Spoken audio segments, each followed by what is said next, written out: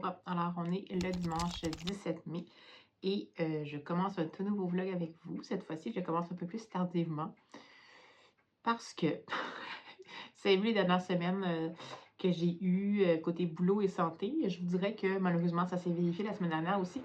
Et aujourd'hui, je me sens un peu comme en sursis. Genre, j'ai l'impression que ça va, mais c'est pas totalement ça. Je suis encore très fatiguée. Donc, je me suis pas forcée à prendre la caméra tout de suite. On est déjà rendu à l'heure du midi. J'ai terminé le vlog pour vous ce matin. Je viens de le mettre en ligne et tout.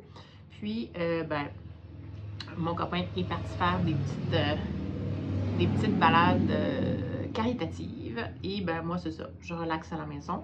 Et je voulais quand même vous montrer des choses que j'ai reçues il y a 2 jours. C'était un unboxing que j'aurais pu faire avec vous, mais comme il y avait des trucs pour mon copain puis que j'étais pas là, j'ai dit de l'ouvrir parce que je voulais pas qu'il attende nécessairement. Ça me tentait de faire plaisir. Donc, je vais vous montrer ce que j'ai eu tout simplement.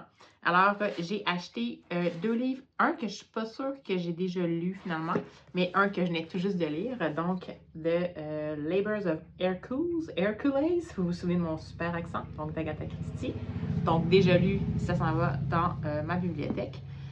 Celui-ci, il me semble que je ne l'ai jamais vraiment lu parce que j'avais pas tant d'intérêt parce que c'est encore des short stories avec un personnage qui n'était pas Hercule Poirot.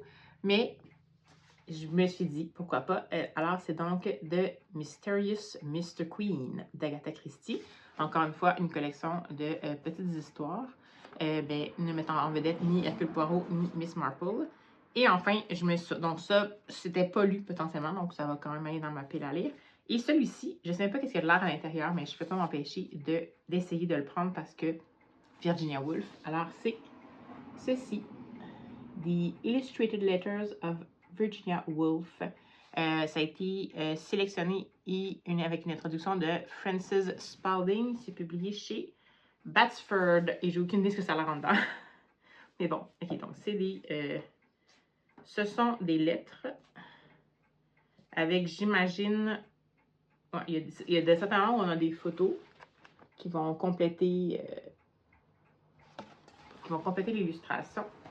Il y a des endroits où on va avoir... Ah, cool! Ça, je pense que c'est Vita Sackville-West, j'imagine. Oui, Vita Sackville-West avec ses 2 enfants. Vita Sackville-West qui était une grande complice de Virginia Woolf. Et je crois qu'il y a aussi des œuvres d'art par moment. Par exemple, ceci.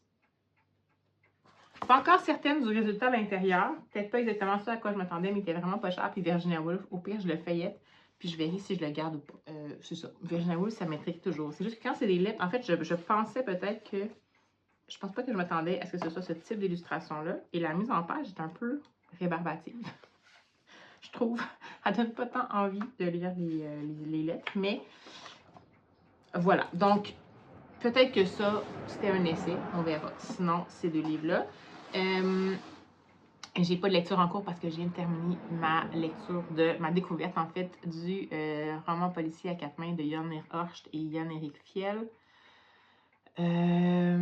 Et bien, vu mon état, j'ai aucune idée qu'est-ce que je fais. Est-ce que je commence une autre lecture audio? Est-ce que j'ai quelques bandes dessinées, dont une que c'est la 3e fois que je renouvelle, donc il faudrait bien que je la lise, qui est l'adaptation en roman graphique de La Passe Miroir de Christelle Dabos, mais vraiment un gros roman graphique. Donc, je ne sais pas si je me lance là-dedans ou pas. Ça va vraiment dépendre de mon état. Donc, je pense que je vais y aller comme en mode... Ça va y aller selon mes envies et mes élans et mon énergie. Puis, ben voilà, à date, je n'avais pas d'autre chose dont je voulais vous parler. Aucune idée s'il va y avoir des moments loisirs créatifs cette semaine. J'ai congé, comme d'habitude, moi, le dimanche, lundi, c'est mes congés réguliers. C'était hier qui était un congé spécial.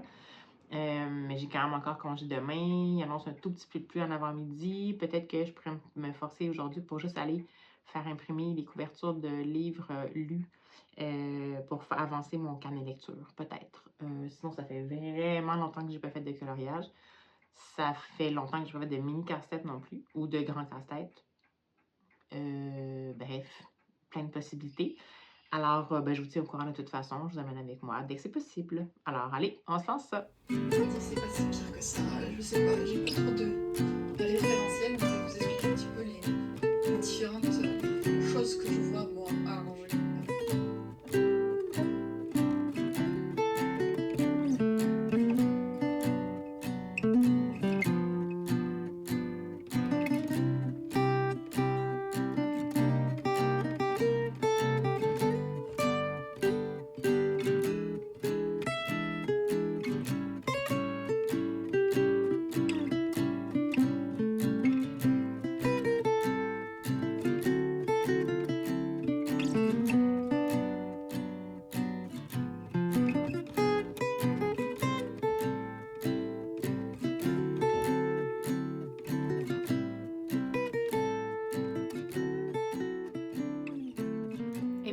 Alors, on est le lundi 18 mai, donc Journée nationale des patriotes ici au Québec, donc tout le monde est en congé.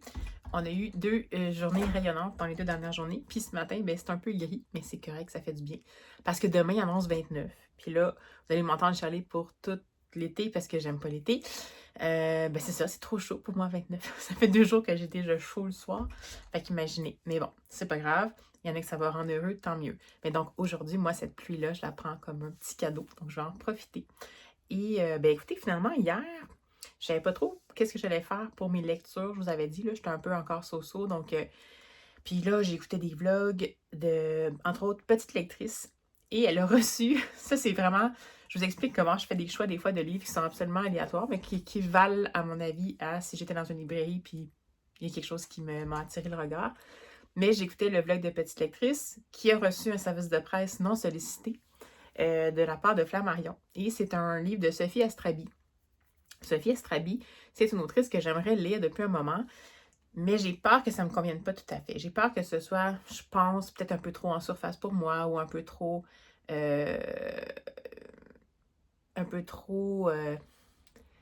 feel good, croissance perso, ou je sais pas trop, bref. Donc, j'avais le goût d'en lire, mais je savais pas trop. Puis là, ben, dans le fond, elle a reçu le dernier Sophie Estrabi qui s'appelle Selon Barbara. Et ben, d'après ce que, comme elle nous a lu la 4e de couverture, ça m'a un peu intriguée. Puis j'ai vu qu'il était disponible son extrait. En fait, il n'est pas disponible encore ni en livre numérique, ni en livre audio au Québec. La version papier, elle est prévue pour la mi-juin. Donc, j'ai vraiment juste la version audio, mais sur la plateforme Nextory à laquelle je suis abonnée, c'était possible pour moi de la voir. Donc, je l'ai commencé pour voir. J'étais pas sûre au début, puis je suis encore pas totalement sûre, mais j'ai comme envie, c'est l'histoire en fait, c'est la prémisse qui a été lancée qui m'intéresse, le type de personnage, puis j'ai envie de savoir, j'ai l'impression que ça va avoir une portée un petit peu plus sociale, puis c'est ça qui m'intéresse. Après, pour le moment, l'écriture, c'est correct pour moi, mais c'est pas comme un match, on va dire, mais ça me dérange pas trop. Fait qu'en gros, on va suivre Nathalie, qui est la petite sœur de Barbara, qui est sa sœur aînée, en fait, de 15 ans. Et Nathalie, on la retrouve de nos jours. Nathalie, c'est une chroniqueuse judiciaire. Bon, c'est comme un peu lancée dans le journalisme un peu par hasard, puis elle a fini par la force des choses par être chroniqueuse judiciaire. Donc, elle évolue dans le milieu des procès et tout ça, des faits divers. Et en fait, ce qui est particulier, c'est que Nathalie, dans leur famille, il y a eu une espèce de fait divers, si on peut dire, affaire non résolue, parce que Barbara, donc sa grande sœur, a vécu quelque chose, donc un crime qui est peu fréquent, mais qui peut arriver. Donc, elle a vécu ça il y a, si j'ai bien compris, 30 ans. Et à cette époque-là, Nathalie avait 15 ans et Barbara avait 30. Et Nathalie, elle était peut-être un petit peu trop jeune pour réaliser à quel point ça pouvait avoir une portée sur sa grande sœur, ou elle était peut-être trop jeune pour savoir vraiment comment réagir. Et cette affaire-là n'a jamais été résolue. Donc, c'est toujours resté pendant. Et ça a visiblement eu un impact sur la vie, la suite de la vie de Barbara. Et dans le fond, on va commencer l'histoire avec Barbara qui envoie un mot à sa sœur Nathalie pour lui dire de passer à son appartement le lendemain, et on comprend qu'il va la trouver morte. De son propre chef, Barbara, là, donc tout ça. Et dans le fond, à partir de là, elle va lui léguer de l'argent, mais aussi des choses qui sont significatives pour elle, des choses qui lui appartiennent. Puis, ben, Nathalie, avec tout ça, le choc évidemment de qu'est-ce qui s'est passé, il va commencer à se poser des questions. Ben, est-ce que j'ai toujours été assez là pour ma sœur? Comment ça se fait qu'elle peut prendre cette décision-là? Puis sa sœur, Barbara, c'est vraiment quelqu'un de hyper cartésien. C'est quelqu'un qui étudie en mathématiques contre toute attente. Sa famille n'était pas pour ça, mais genre, elle voulait absolument être statisticienne. Donc, c'est vraiment quelqu'un qui a toujours tout planifié. Donc, c'est sûr que Nathalie sait que si sa sœur a voulu sa fin comme ça, c'est pas pour rien. Donc, Nathalie, qui évolue au sein d'un journal, qui semble avoir un peu... peut-être pas être tablettée, mais tu sais, avoir fait un petit peu son temps, puis dans le fond, souvent, on lui donne juste des sujets qui sont ça un petit peu poches, va finir par, sur un coup de tête, proposer de, pendant l'été, faire une série un peu version true crime sur le mystère qui entoure situation que sa sœur a vécue il y a de nombreuses années et qui n'a jamais trouvé de fin. Donc, ce qu'on va faire, c'est qu'on va suivre vraiment Nathalie dans ses élucubrations, dans ses recherches. On va la suivre à la fois dans son intériorité. C'est encore une fois une alternance de, de point de vue. Je dis encore une fois parce qu'il me semble que ma dernière lecture du dernier vlog, c'était ça aussi, là, mais donc c'est encore une alternance de point de vue. Donc, on va encore être d'un point de vue d'une journaliste on va avoir accès à son intériorité et le déroulement en temps réel, plus on va avoir accès à des pages de son carnet de journaliste pour essayer de rassembler les notes qu'elle a sur l'affaire de sa sœur. Plus on va avoir des retours dans le passé, au moment où les choses se sont passées pour Barbara. Du point de vue, je pense encore quand même de Nathalie, un peu comme Nari à la Nathalie. Et en plus, on va avoir des entrées de journaux intimes ou de thérapie, dont je ne vous donnerai pas plus de détails, mais qui finissent par se rendre à Nathalie et qui semblent avoir un certain lien avec la situation que sa sœur Barbara a vécue. Donc, tout ça va être mis ensemble. Ça va faire plusieurs niveaux de narration, des temporalités qui varient, mais vraiment par le biais de stratégies narratives super intéressantes. Donc, ça, pour le moment, ça me maintient en mode intérêt. Puis, bien sûr que j'ai envie de savoir qu'est-ce qui se passe. Ça se passe, ce qui s'est passé avec Barbara. On est en 2006, je pense, dans l'actualité, dans le temps réel. Ça s'est passé dans les années 70, puis on sort vraiment d'une époque où, oui, les femmes commençaient à se libérer, mais il y avait encore beaucoup de carcan un peu social. Et on est aussi dans un... On évolue dans un univers où les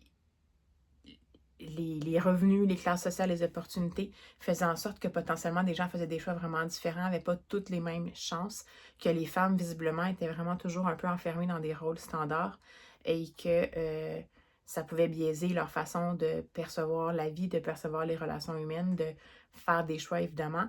Donc, cette partie-là, comme je vous dis, un peu plus sociale, ethno-démographique ou ethno-sociale, je ne sais pas comment on appelle ça, anthropologique, peut-être plus, ça m'intéresse vraiment. Fait que je reste là-dessus. Comme je vous dis, à ce moment-ci, l'écriture de Sophia Strabi est correcte, mais elle ne me marque pas particulièrement.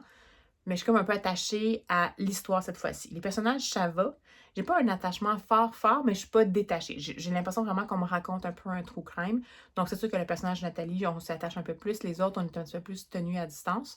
Mais je pense que c'est ça le but. Puis, ben c'est ça. Fait que je vérifie. Fait que je l'écoute en livre audio. Ça se passe bien. Sinon, ben écoutez, je sais pas trop. Aujourd'hui, je suis allée faire imprimer mes petites couvertures, justement, à savoir de livres, je veux dire, pour peut-être avancer mon carnet de lecture. Sinon, ben, j'ai quand même, avec un temps comme aujourd'hui, qui est comme gris ce matin, ça fait presque penser à l'automne. Puis j'ai un casse-tête qui est un peu automnal, finalement, que je voulais faire, puis j'ai jamais fait. Et je me dis peut-être que je pourrais commencer un casse-tête, mais je vais voir ce que je fais ou pas. Là. Je vais peut-être m'installer juste tranquillement pour peut-être regarder un peu des vlogs pour le moment, puis je verrai pour la suite des choses. Mais bon, au moins, ça vous donne un peu une idée de ma lecture en cours. Alors, ben, je vous donne des nouvelles dès que je peux. À tantôt! Bonjour! Alors, on est le mardi 19 mai. Et je suis revenue du boulot, on est rendu après le souper et je me permets de faire un petit coucou parce que j'ai terminé assez rapidement, finalement, l'écoute de mon premier Sophie Astrabi, donc Selon Barbara, de Sophie Astrabi, qui est publié ici en version audio chez Écoutez Lire, je crois, c'est Gallimard Audio. Et ma foi, c'était une expérience assez touchante.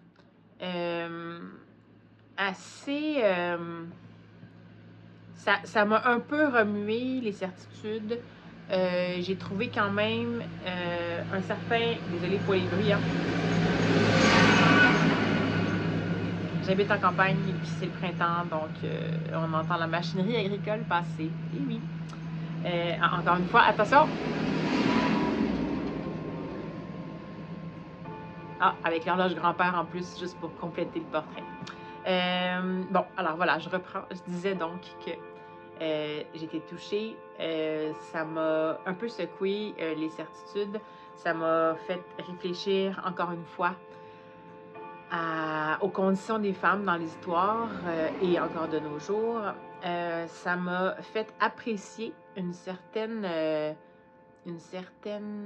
habileté stylistique. Bref, est-ce que ça a été un coup de cœur? Non, mais j'ai vraiment beaucoup apprécié. Puis je ne sais pas si je vais pouvoir vous en dire beaucoup par rapport au sujet abordé parce que je tergiverse encore. Comme dans la 4e de couverture, il ne parle pas exactement des sujets abordés. À part que je peux vous dire que ça fait partie de la grande catégorie des conditions et des droits des femmes. Je pense que c'est mieux que je vous en dise pas plus. Mais c'est sûr que c'est un peu bizarre de vous en parler parce que c'est sûr que ce qui m'a marqué et ce qui m'avait attiré, je vous l'avais dit, c'était particulièrement la prémisse, donc l'histoire qui était mise de l'avant, la fameuse quête de Nathalie, la chroniqueuse judiciaire, en regard de mieux comprendre le passé de sa sœur qui est décédée et tout ça.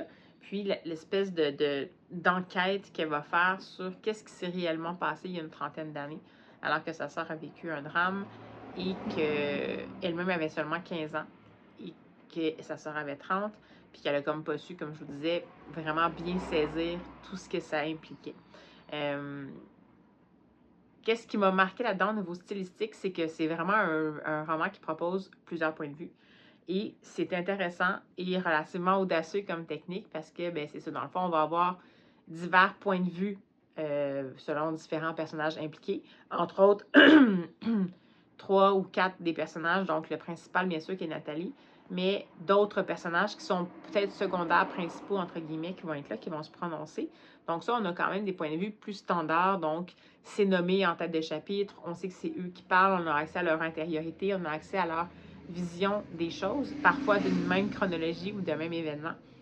Mais on a aussi intégré à ça le contenu des carnets d'enquête, comme je vous disais, de Nathalie, qui nous propose par le biais de ces espèces de notes-là qu'elle prend, la recension de conversations qu'elle a eues, documents qu'elle a lus et tout ça, donc des pièces du fameux puzzle, mais par version un peu indirecte. Donc ça, c'est super intéressant. Puis, on va avoir aussi, qu'est-ce qu'on a d'autre à part ça? Donc, ben, déjà, ça, c'est une alternance qui est intéressante. Je ne sais pas si on a un autre médium qui arrive en ligne de compte. Non, c'est vraiment tous les types, c'est pas ça je pensais qu'il y en avait plus, mais en fait, tous les types d'entrées narratives, dans le fond, sont rassemblés à travers les carnets de journalisme d'enquête de Nathalie. Mais ça peut être toutes sortes de choses, comme je vous dis, des conversations, des correspondances, des articles de journaux, des recherches Internet, bref, toutes sortes de choses comme ça qui vont nous arriver sous forme de bribes et qui vont nous aider tranquillement à remonter un peu l'histoire, à voir qu'est-ce qui s'est passé exactement. Puis à chaque fois au fur et à mesure qu'on découvre les morceaux qu'on ne savait pas qu'il nous manquaient, mais qui nous manquent finalement de ce fameux gros casse-tête-là, puis qu'on pense avoir une idée de c'est quoi le contour, comment on peut commencer à le remplir, il y a toujours d'autres parties qui vont apparaître, le contour va s'agrandir, les points de focus du casse-tête vont changer.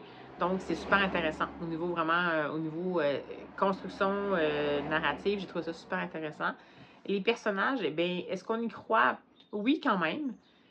C'est sûr que le ton pour moi, est-ce que le ton était pour moi le meilleur pour le sujet abordé?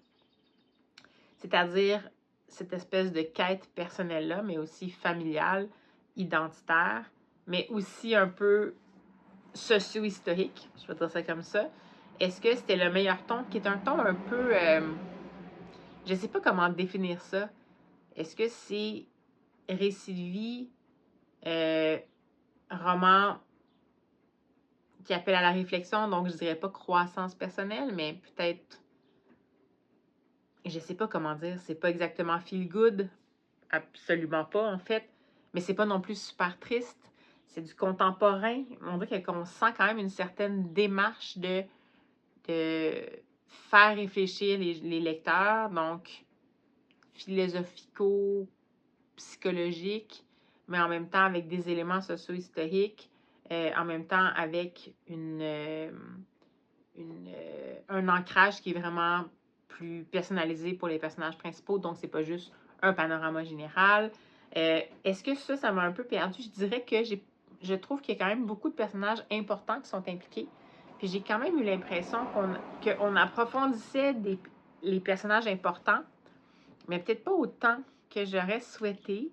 Puis, il y a quand même, c'est vraiment la vie selon, c'est un choix que l'autrice a fait, donc leur réminiscence d'un passé d'il y a 30 ans, puis même jusqu'à de nos jours, selon le point de vue de ces personnages-là. Et bien évidemment que dans ce temps-là, on fait de la métonymie, donc c'est sûr que ça va être, il va y avoir une sélection de leurs souvenirs. Puis ça m'a peut-être laissé un petit peu sur ma faim de, est-ce que j'aurais aimé ça, avoir encore plus de morceaux de casse-tête pour essayer de faire encore plus de liens. C'est un roman qui nous laisse quand même un peu compléter la suite des choses, donc c'est pas une fin totalement ouverte, mais quand même ouverte.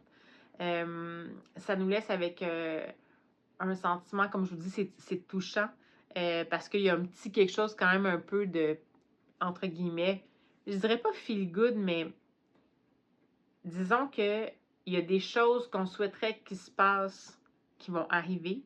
Donc, c'est pour un peu réconforter le lecteur. Mais il y a aussi des choses qu'on espère que ce ne soit pas ça qu'on pense. Puis finalement, c'est ça aussi. Donc, c'est un peu un entre-deux. C'est un drame, mais en même temps, ça a une pointe d'espoir. Mais en même temps, c'est pas totalement résolu. Mais en même temps, ça nous amène à voir les choses sous une perspective qui fait en sorte que nécessairement, on se dit que potentiellement, ça peut globalement avoir été positif. Donc, je ne sais pas trop comment vous en parler. Puis c'est sûr que, comme je vous dis, j'aime mieux pas vous parler des thèmes, mais c'est des thèmes qui sont, des thématiques qui sont fortes. Oui, des thématiques socio-historiques, mais évidemment des thématiques aussi, comme je disais, liées à la femme à travers les âges, à la femme, à ce qui va avoir... peut-être pas forcer des choix, mais fait en sorte que des choix ont été faits par des femmes dans un passé plus loin, mais pas si lointain, comme pas il y a un siècle quand même.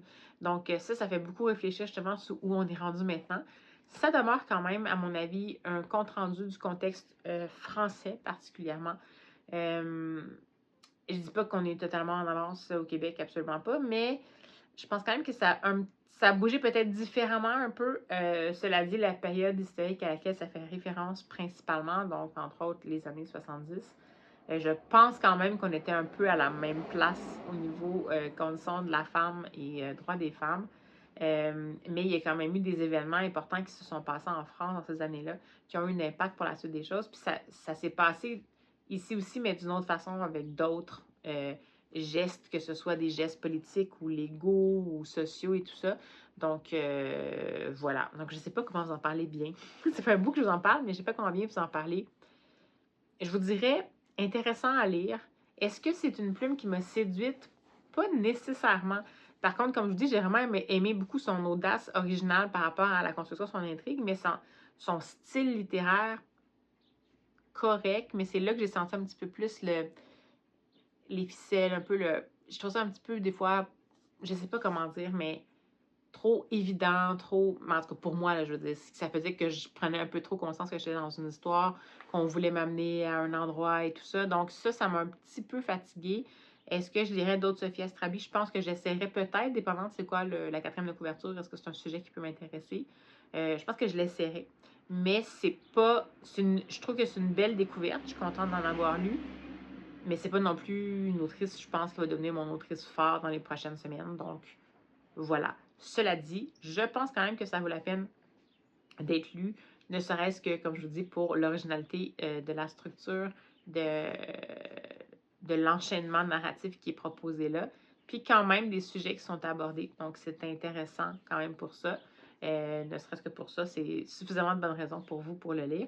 Comme je vous dis, au Québec, il arrive ici seulement en juin en format papier. Pour version numérique, absolument, ça va arriver souvent en même temps que la version papier, mais pas nécessairement pour les livres européens. Des fois, on arrive à avoir les livres numériques et audio numériques en amont, mais pour le moment, mais là, c'est pas le cas pour celui-ci, donc on verra. Sinon, ben, j'ai hésité à me commencer une nouvelle lecture audio ou pas. J'attends une réservation à la bibliothèque pour un livre qui s'appelle The Correspondence, je pense, de Virginia Evans, dont on a beaucoup parlé en français aussi. Je pense que c'est la correspondance ou les correspondants, je me souviens plus. Puis c'est écrit bientôt disponible. Donc, j'imagine que ça va popper dans les prochains jours. Mais pour le moment, c'est pas encore disponible. Donc, je m'étais dit, qu'est-ce que je pourrais lire? Puis, j'ai décidé d'explorer la plateforme, toutes les plateformes de bibliothèque que j'ai pour les livres audio, un peu Nextory. Puis là, j'avais gardé un livre en mémoire pour lecture ultérieure. Ça fait longtemps, quand même longtemps. Ça fait un bon moment qu'il est paru. Il est beaucoup passé dans les recensions sur Internet, puis chez les booktubeuses ou bookstagrammeuses. Puis je pense que les gens ont soit beaucoup aimé ou pas du tout accroché. Mais moi, ça m'intriguait. Je l'avais vu passer chez... Il me semble que c'est chez Flow & Books. C'est la bonne mère de... Ah, j'ai oublié son prénom. Mathilde Di Matteo?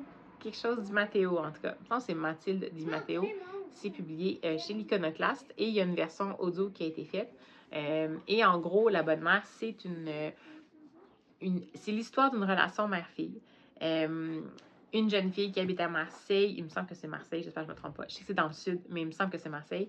Donc, elle habite à Marseille avec sa mère dans une famille qu'elle considère la fille comme typiquement marseillaise et dont, en fait, elle a un peu honte. En fait, c'est une famille, je pense, classe moyenne ou même à la limite, entre guillemets, ouvrière. Puis, on dirait que la fille aspire à autre chose et elle va finir par quitter la famille pour aller vivre à Paris.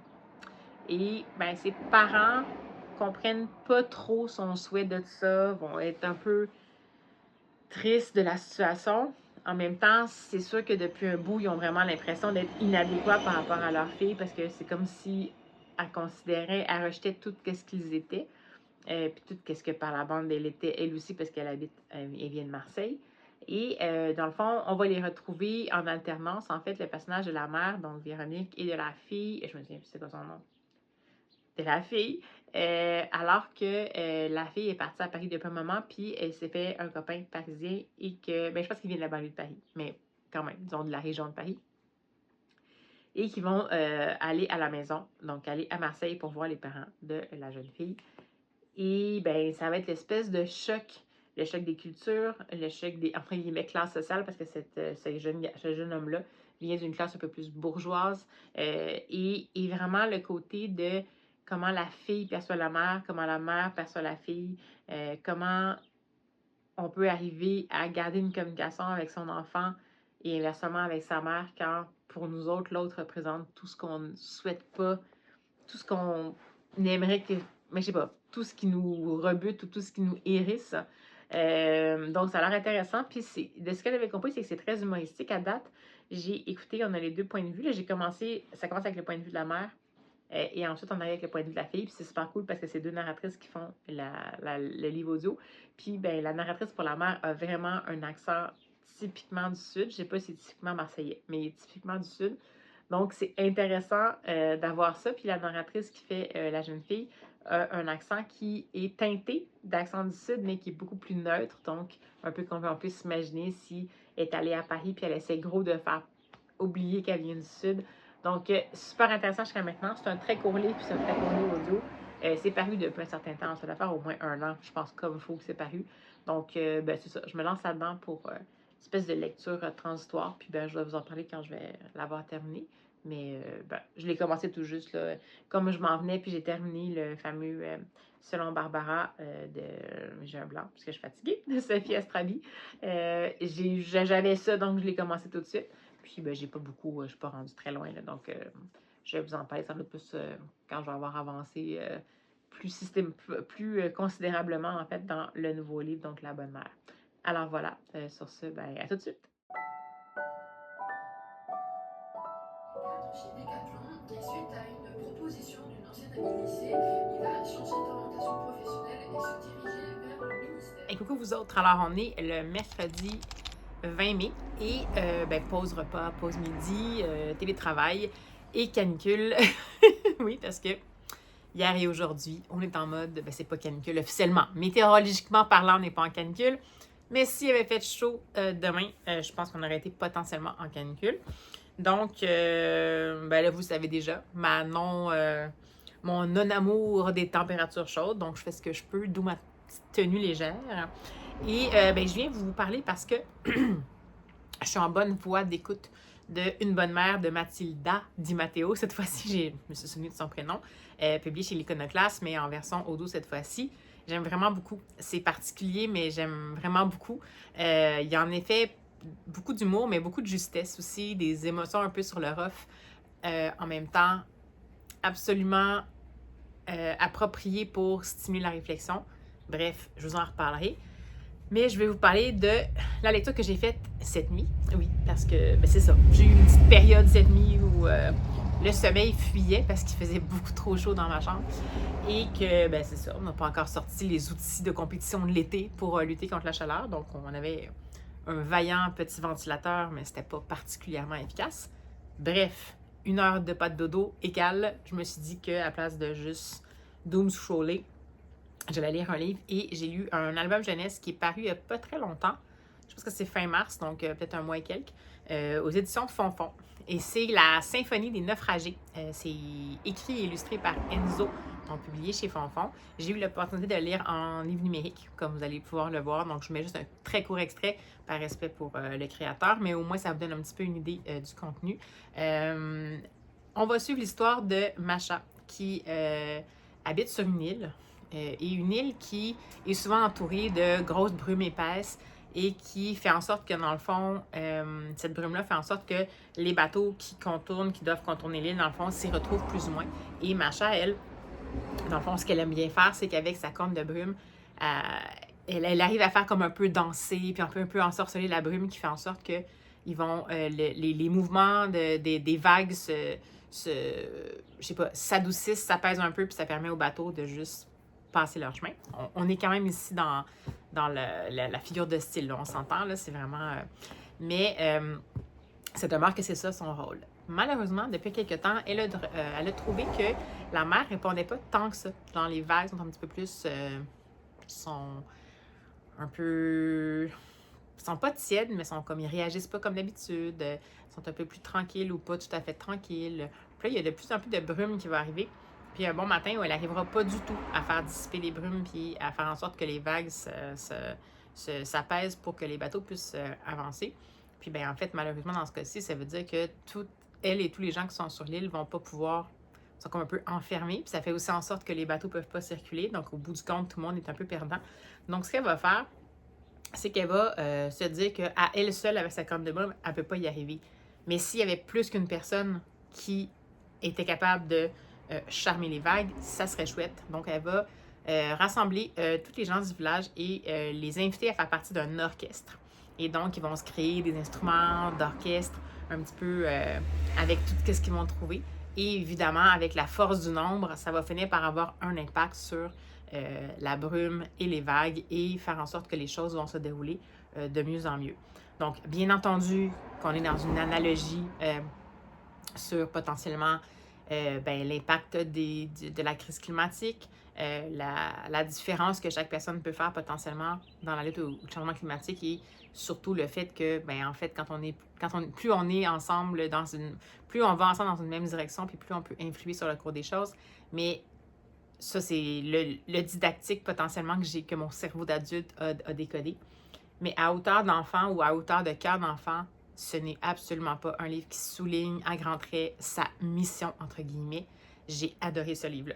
Est-ce que c'est un coup de cœur? Je ne sais pas. J'avais pas totalement mis un coup de cœur, mais je pense que là, avec peut-être la nuit, parce que c'est en plein milieu de la nuit quand même. Hein. La seule chose peut-être qui va un petit peu moins me... qui est un petit peu venu moins... Non, qui est venu un petit peu moins me chercher, c'est juste que j'aime beaucoup les illustrations d'Enzo. Mais pour moi, il y a quelque chose dans ces illustrations-là qui sont un peu... c'est vraiment un trait appuyé... à la fois, il y a quelque chose comme de l'émotivité dans les illustrations, mais en même temps, c'est très à nu. Je sais pas comment l'expliquer.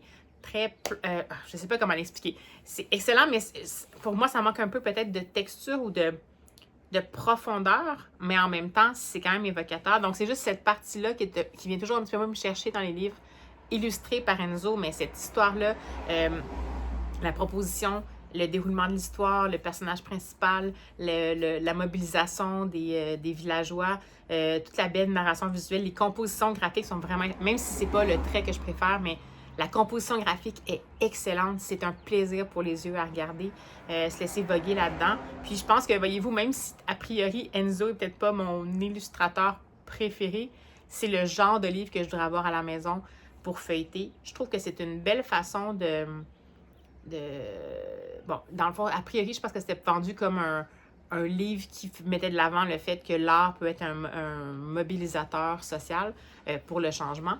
Mais je trouve surtout que c'est un livre qui est qui fait en sorte, qui donne espoir, qui nous dit que dans le fond, si on fait juste s'organiser ensemble, peu importe que ce soit pour les changements climatiques ou pas, mais qu'au bout du compte, on peut se rassembler ensemble puis créer une énergie positive, que ce soit par l'art ou par d'autres actions, puis faire en sorte que ça change, que l'horizon se dégage un peu, qu'on ne soit pas toujours dans nos gros soucis de cet avenir qui s'annonce pas particulièrement et qui n'est déjà pas particulièrement positif.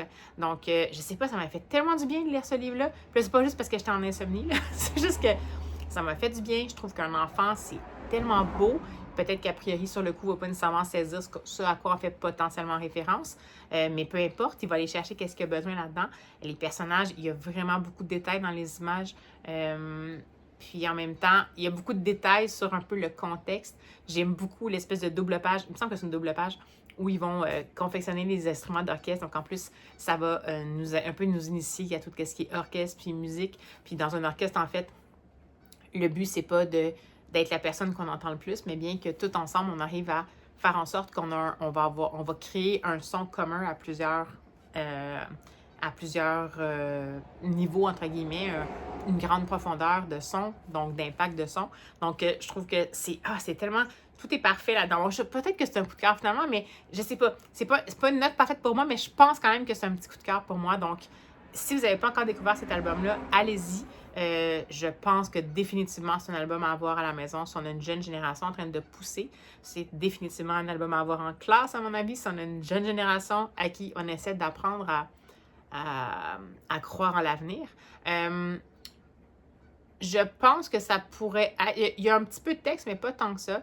Je pense que ça peut être abordé dès le premier cycle du primaire, jusqu'à peut-être premier, deuxième cycle. Troisième cycle, pourquoi pas, mais c'est sûr que c'est quand même un petit peu plus simplifié. Mais je dirais que c'est peut-être plus premier, deuxième cycle, donc potentiellement 6 à 10 ans peut-être, sans être limitant. Là. Ça peut être avant si les enfants ont une grande capacité d'attention, après si vous décidez de faire quelque chose avec ça, là, mais à mon avis, c'est peut-être pas tout à fait un album pour les grands, sauf si on décide d'y mettre le message de crise climatique. À ce moment-là, peut-être que ça peut être une façon de dire, d'essayer de voir les seconds degrés, travailler justement et comment on peut fonctionner avec une analogie, des figures de style. Peut-être que ça serait un bon exemple, mais a priori, sinon, je dirais que ça vise plus comme le 6-10 ans. Mais sinon, comme vous êtes un grand puis vous n'avez pas d'enfant à la maison, c'est correct. C'est mon cas. Puis je pense que je l'achèterais pour l'avoir chez moi. Donc, vraiment, découvrez ça. C'est vraiment, vraiment...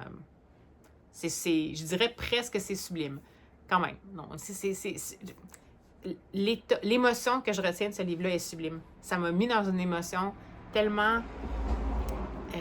pas apaisante dans le sens de banaliser ou cacher, mais juste...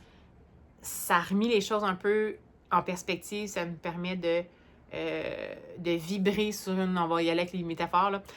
Ça va permettre de vibrer sur une espèce d'onde qui est justement peut-être un petit peu plus... un peu moins discordante. Ça nous permet de voguer, que j'arrête, sur les flots de cette réalité qui est très houleuse. Mais juste, ça m'a fait du bien, ce livre-là. Fait que si jamais vous avez besoin de juste vous faire du bien, cet album jeunesse, c'est pour vous.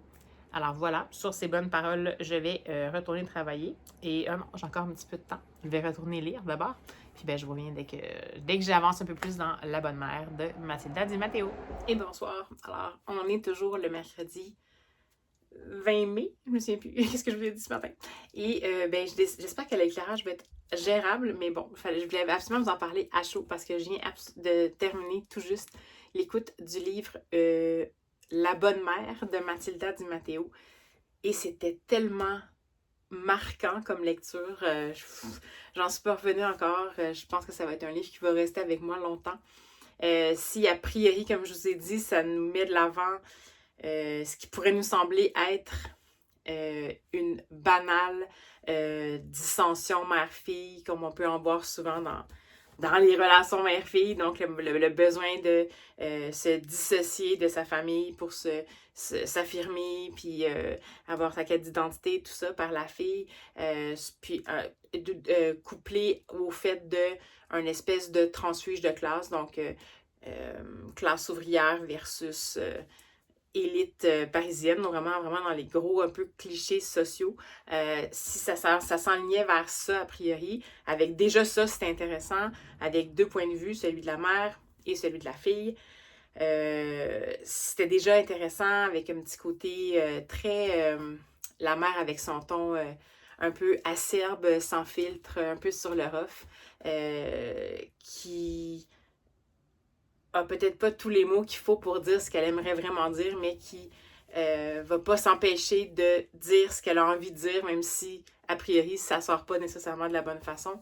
Et la fille qui, elle, depuis qu'elle est tout petite, est en mode un peu totalement différente, peut-être, du milieu dans lequel elle a évolué, volontairement ou pas, mais dans le fond, une jeune fille qui a une grande intelligence, qui est très cartésienne, qui vit dans justement tout ce qui est éducation, tout ce qui est connaissance, qui va viser l'éducation supérieure, qui est en train de faire un doctorat, qui est attirée par le côté justement intellectuel et cliché élitiste, disons, de tout ce qui est parisien typique, disons, on va dire, au niveau universitaire. Donc, son discours à elle. Mais plus ça va avancer, puis plus le portrait va se fissurer, puis plus on va arriver dans des sujets qui sont très, très durs. C'est pas un livre qui est facile à recevoir. Puis je me faisais justement la remarque qu'une chance que finalement le livre audio fait juste 6 heures, puis que c'est un court roman, parce que ça peut être facile à être aussi concis pour l'autrice, mais c'est des sujets très difficiles. C'est dur à supporter, parce qu'il va être question de... Là, je pense que je vais vous les mentionner, les sujets, parce que c'est quand même, à mon avis, quand même alerte au traumavertissement. Même moi, ça m'a atteinte indirectement parce que vraiment, de certains traumavertissements, certains sujets abordés qui étaient pour moi, qui m'ont comme un peu marqué.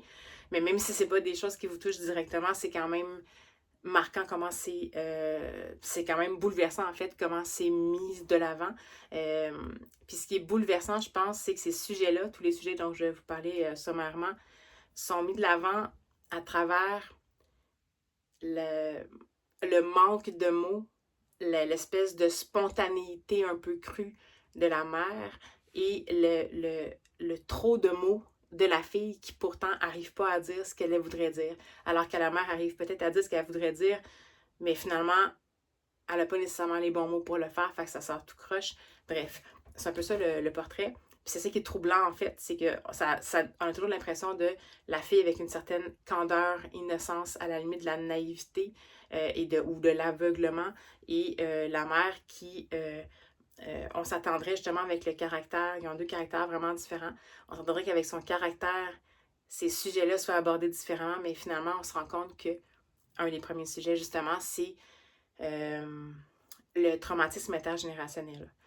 Donc, voilà. Et donc, on se rend compte que la mère et la fille, finalement, vivent des choses qui ont des parentés parce qu'ils ont vécu dans le même milieu familial. Et il est question de violence familiale. Maintenant, on appelle ça violence familiale parce que c'est pas juste violence conjugale, c'est violence familiale. Et de comment ça peut faire en sorte qu'on va se construire d'une certaine façon, malgré les apparences que ça peut avoir. On va aborder le mécanisme de l'emprise. On va aborder, puis ce sont des violences familiales, certaines physiques, d'autres, bien, toutes physiques, mais on travaille beaucoup aussi sur la partie violence psychologique dans le mécanisme de l'emprise en alternance avec les violences physiques. Donc, les descriptions au niveau des violences physiques ne sont pas tant là, c'est évoqué. Ce qui est pire, je pense, c'est ce qui n'est pas dit. C'est comment ça nous fait nous sentir.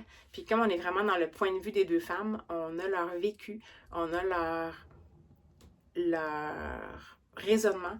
Puis dans les deux cas, malgré le fait que ce sont des femmes qui ont, d'un côté, la mère, qui est une femme qui est très déterminée, qui ne se laisse pas marcher sur les pieds, et la jeune femme qui se considère comme étant quelqu'un de savant, de lucide et tout ça, dans les deux cas, vont vivre, dans le fond, vont vivre la violence familiale, vont vivre à différents niveaux, de différentes façons, le mécanisme de l'emprise. Et on parle, comme je vous dis, là, de traumatisme intergénérationnel, de transmission intergénérationnelle, de comment est-ce que, bon, de santé mentale évidemment, parce que on peut parler même de stress post-traumatique, de dépression et tout ça. Mais toujours sous des apparences, ce qui est intéressant, c'est que ça brise le préjugé de tout a l'air d'aller bien.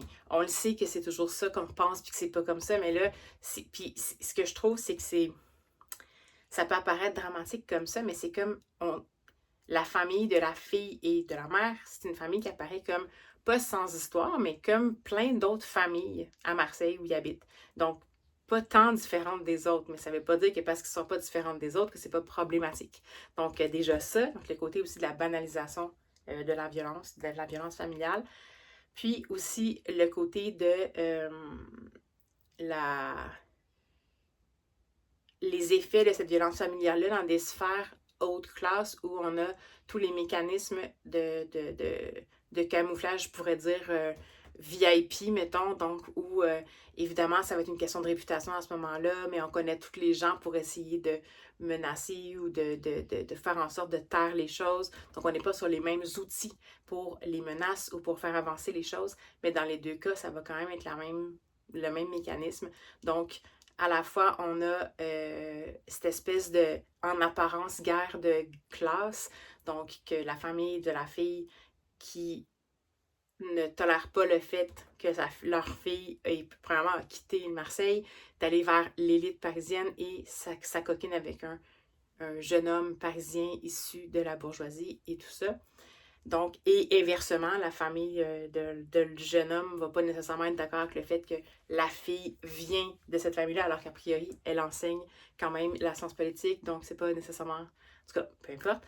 Donc, on a ça quand même comme thématique centrale au niveau social, l'espèce de lutte des classes, même si on est encore en 2026 et tout ça, mais ça existe encore. Qu'est-ce qui est préjugé, lutte des classes, pression et tout ça.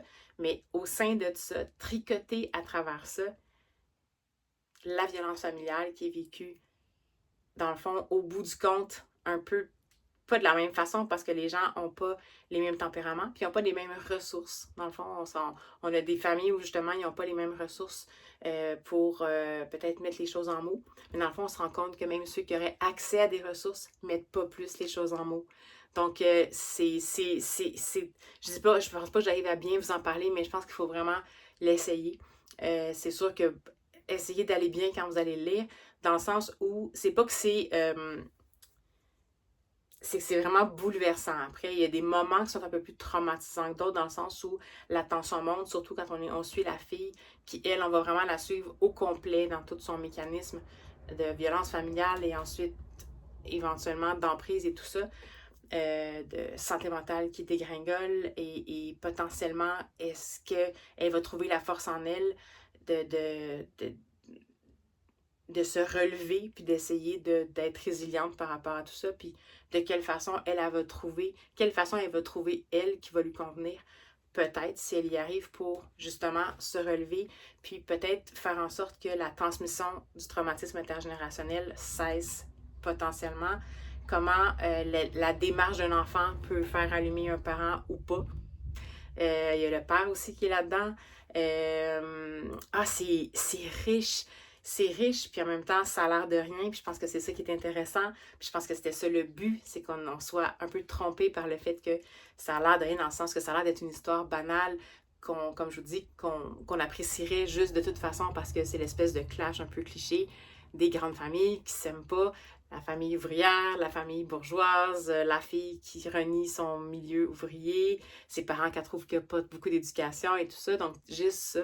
Puis le parler tellement coloré de la mère, évidemment, ça aide avec la version audio parce que la narratrice qui fait la voix de la mère est excellente. Elle arrive à transmettre toute cette émotion-là retenue qui ne peut pas sortir de la bonne façon parce qu'elle n'a jamais appris à parler de ces choses-là. On parle, comme je vous dis, de la santé mentale, mais aussi même des tabous liés à la santé mentale. Donc, on est dans les deux cas, même si dans les deux cas, c'est moyen privilégié et potentiellement moins privilégié, dans des milieux où la santé mentale, on n'en parle pas, on banalise, aller voir un psy, ça se fait pas. Fait que ce qui est intéressant, c'est que ça amène l'idée que, on a beau être de classes sociales différentes, finalement, on est tous égaux devant ces choses-là. Donc, la violence familiale, la violence en général, de toute façon, le mécanisme d'emprise, les syndromes de stress post-traumatique, la santé mentale, qu'on ait de l'argent ou qu'on n'ait pas d'argent, qu'on ait de l'éducation ou qu'on n'en ait pas, on est propice à vivre ça, puis on va avoir des réactions qui, dans certains cas, vont être à la limite similaires, qui vont pas faire, qui vont faire fi finalement de ces différences de classe-là. C'est tellement bien écrit. C'est excellent. Je sais pas si en papier, je sais pas, c'est sûr que la version audio est vraiment, vraiment marquante, fait que si jamais vous avez la chance d'y avoir accès, je pense que là, moi, j'ai accès sur Nextory, je sais pas si elle est disponible déjà au Québec. J'ai vu, je sais que le livre est sorti à la fin 2025 au Québec, puis en numérique, mais par expérience, comme je suis en bibliothèque, puis souvent les fins d'année, c'est les fins de budget, donc j'ai peur qu'elle soit un peu passée à la trappe, parce que c'est sûr que dans les fins de budget, ben, on va être obligé de faire des sélections. Puis cette autrice-là, Mathilda Di Matteo, ben, je pense que c'est son premier roman, peut-être que je me trompe, mais c'était pas non plus une autrice dont on avait beaucoup entendu parler, peut-être au Québec, donc peut-être qu'elle a été mise de côté dans des grands choix difficiles à faire en fin de budget. Donc, ce que je sais, c'est que, en tout cas, je ne l'ai pas vu de temps passer dans les bibliothèques. Par contre, il s'est paru à la fin de l'année passée, donc il va peut-être être moins facile à trouver en librairie aussi, parce que la durée de vie en librairie, vous savez, pour les livres, c'est très court, malheureusement. Mais sachez que ça existe aussi en numérique. J'ai vu qu'il avait en tout cas à BANQ, donc si jamais vous êtes au Québec, à la Grande Bibliothèque nationale, je pense qu'il l'a. Il y avait une réservation, je pense, à y avoir dessus, mais il me semble que c'est BANQ. Je me trompe peut-être, mais il me semble que c'est ça. Donc voilà, mais ça vaut la peine. Je ne peux que vous recommander de lire ce livre si ce n'est pas déjà fait. Comme je vous dis, essayez juste quand même de prendre un moment où vous vous sentez bien.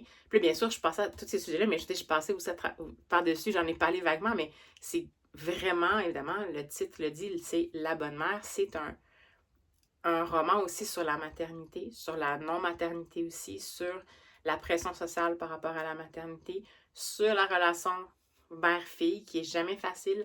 Et c'est tellement touchant. Il y a un moment donné, vers la fin, je pense peut-être une heure avant la fin, c'est venu vraiment me toucher, c'est au niveau de la santé mentale, donc, mais vraiment une espèce de connexion puis de déclic qui va se faire, puis qui malgré tout va potentiellement faire en sorte que un lien peut s'épanouir potentiellement entre peut-être une mère et une fille malgré tout. C'est tellement bien, puis en même temps, ça, comme je vous dis, c'est sans prétention entre guillemets, c'est-à-dire que cette écriture-là, je trouve qu'elle est colorée, elle est organique. Donc, c'est pas qu'elle a. En tout cas, si elle a un style, c'est justement d'être organique, mais c'est pas une écriture ampoulée, c'est pas une écriture non plus. C'est pas une écriture non plus de tragédie. Par contre, c'est une écriture évocatrice de façon suffisante pour qu'on se sente complètement à l'envers par ce que les personnages, à travers à travers quoi les personnages nous entraînent par le biais de leur point de vue, dans le fond, dans lequel on est, particulièrement, quand je dis le point de vue de la fille, mais même le point de vue de la mère, j'imagine, moi, j'ai pas d'enfant, donc j'imagine qu'il y a aussi, même juste le côté mère-fille, le côté séparation, éventuellement, donc le besoin souvent d'un enfant de se différencier potentiellement de ses parents, le syndrome un peu du nid vide quand un enfant va partir, je pense que c'est quand même là, mais ce que j'aime, c'est qu'ils n'ont pas proposé une mère, à deux dimensions. Ils n'ont pas proposé une mère à qui ça faisait rien que l'enfant parte, mais ils n'ont pas non plus proposé une mère qui n'arrivait pas à fonctionner une fois que son enfant était parti. Donc, c'est comme si on n'y est ni une réalité ni l'autre. Donc, ça y fait quelque chose. Mais en même temps, c'est comme mélangé avec le fait qu'elle assimile ça au fait que c'est parce que sa fille se dirige vers une classe, entre guillemets, sociale qui n'est pas la sienne. Mais dans le fond, c'est aussi tout mêlé au fait, du syndrome du nid vide. Puis, bref, voilà. Donc, j'en ai trop long à vous dire, mais bon, je pense même, je vais voir, là, je vais voir si ça va être le dernier livre de ce vlog-ci, parce que j'ai quand même pas mal de contenu. Mais sinon, peut-être que j'ai un petit album jeunesse que j'ai vu là, de Sarah Lalonde, justement, une autrice que j'aime vraiment beaucoup, puis qui parle d'océan. Je me suis dit peut-être que je préfère un petit thème là, pour le vlog. Donc, la mer et les mers. Donc, en tout cas, voilà, petit jeu de mots. Donc, je vais peut-être lire cet album-là, puis vous en parler peut-être demain comme dernier titre. Mais définitivement, la bonne mère, je suis jamais sûre, une bonne mère, la bonne mère, c'est un coup de cœur de mon année, là, clairement, ça va s'inscrire dans mes coups de cœur de 2026. C'est clairement des coups au cœur, par contre, comme je vous dis, c'est pas léger, mais en même temps, il y a quelque chose dans l'écriture qui est comme pas lourd non plus. Je sais pas comment dire, les sujets sont hyper lourds, ce que les personnages vivent, c'est vraiment lourd, mais c'est comme dans une espèce de contenant un peu jovial. C'est comme un peu... ça me donne l'impression, surtout quand c'est la mère qui parle, c'est comme un peu du Georges Brassens. Donc, tu sais, les chansons de Georges Brassens qui souvent abordaient des sujets vraiment terribles, mais finalement par le biais d'une petite chanson un peu hop la vie. Donc, c'est un peu ça aussi, un peu le syndrome du Keep Calm and Carry On. Bon, j'arrête de vous en parler. Alors, lisez ça, c'est super important, vraiment. Ça vaut le coup. Puis, on se retrouve potentiellement après l'album ou au pire, je vous reprends juste pour clore le vlog. À tout de suite!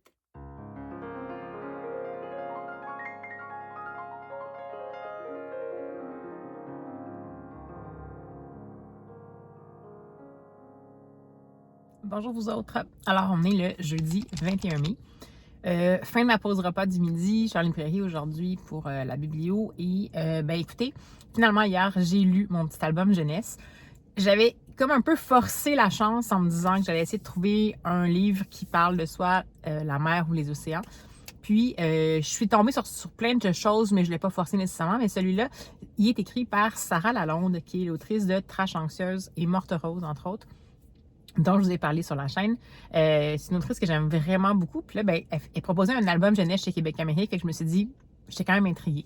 Alors, l'album en question, c'est La jardinière des océans de Sarah Lalonde, illustré par France Cormier, et c'est chez Québec Amérique. Je l'ai eu en version numérique. Et en fait, c'est l'histoire d'une jeune fille, la fille d'un pirate, un grand pirate très victorieux sur les mers. Donc, ils habitent sur leur bateau. Et bien, le pirate voudrait bien que sa fille devienne une grande flibustière, puis qu'elle se batte, puis qu'elle arrive à défendre l'honneur de la réputation de la piraterie de leur famille. Mais la petite fille, elle n'a pas trop envie de se battre. Elle n'aime pas ça. Elle dit à son père, moi, je n'ai pas goût de me battre. Puis en plus, non seulement ça, mais elle, ce qu'elle aime, c'est jardiner. Mais en même temps, ils sont sur un bateau. Fait que, ce qu'elle essaie de faire, c'est que dès qu'elle a une seconde ou qu'elle a une petite place sur le bateau, elle plante des trucs. Elle plante des trucs dans des creux de bouée, dans des cordages et tout ça, autour des mâts. Puis, ça fait que le bateau, finalement, il devient une espèce de jardin sur flot, on va dire ça comme ça. Et, son père est vraiment découragé, mais bon, qu'est-ce que tu veux? Elle tient son bout. Elle n'est pas vieille, mais elle tient son bout. Arrive, à un moment donné, une grande bataille entre je pense que c'est Barbare à Barbe, il me semble, et le fameux pirate et sa fille. Puis là, son père, il dit, là, il va falloir que tu te battes parce que, sinon, ils vont détruire le bateau, puis on n'aura plus rien. Puis là, on dirait qu'il y a quelque chose qui va changer au cœur de la jeune fille. Puis, elle va toujours pas vouloir se battre. Elle refuse toujours de se battre. Mais elle a tellement peur de perdre son jardin sur flot qu'elle va trouver une manière à elle de faire en sorte que les choses changent. Et sa technique, ça va être d'attaquer avec la vie, on va dire ça comme ça, c'est-à-dire qu'elle va semer à tout vent des fines herbes, des légumes qui sont prêts, qu'elle a fait pousser sur le bateau, puis elle les lance aux ennemis pour qu'ils puissent en profiter. Puis là, dans le fond, les ennemis, à un moment donné, à force de recevoir des affaires comme ça, ils finissent par trouver ça comme un peu singulier, puis ils vont s'arrêter, ils vont commencer à les déguster, puis là, ils vont être vraiment séduits. Et éventuellement, on va arriver à le papa pirate va pouvoir en arriver à faire une entente avec eux, comme quoi ils vont faire la paix, en échange de quoi ils vont leur fournir des produits potagers. Donc, c'est ainsi que la jeune fille va avoir réussi à faire quand même fructifier, entre guillemets, la piraterie de son père, s'affirmer selon qui elle est vraiment, c'est-à-dire une jardinière des océans.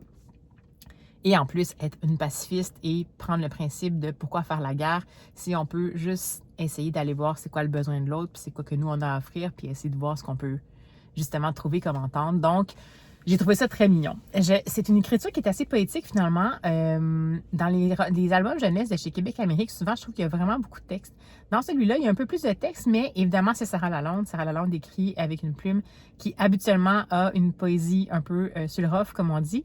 Même dans ce cas-ci, c'est plus travaillé, mais c'est quand même le principe de courtes phrases ou courts vers qui s'enchaînent avec des petites rimettes, mais pas trop soulignées à grands traits. Donc, c'est une histoire en continu, mais c'est en vers libre, dans le fond.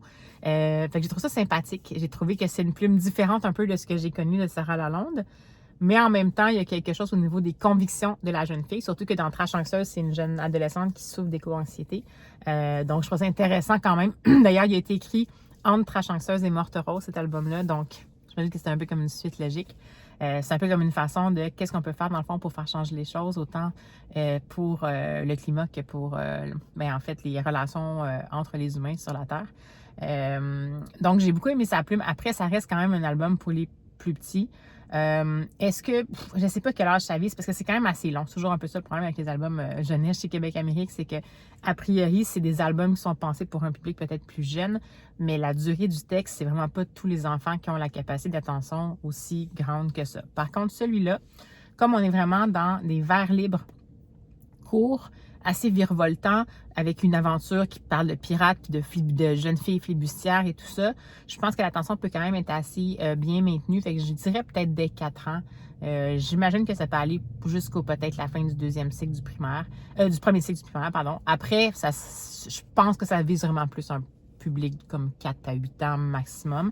Mais c'est intéressant de découvrir Sarah Lalonde dans un autre contexte, sous d'autres horizons.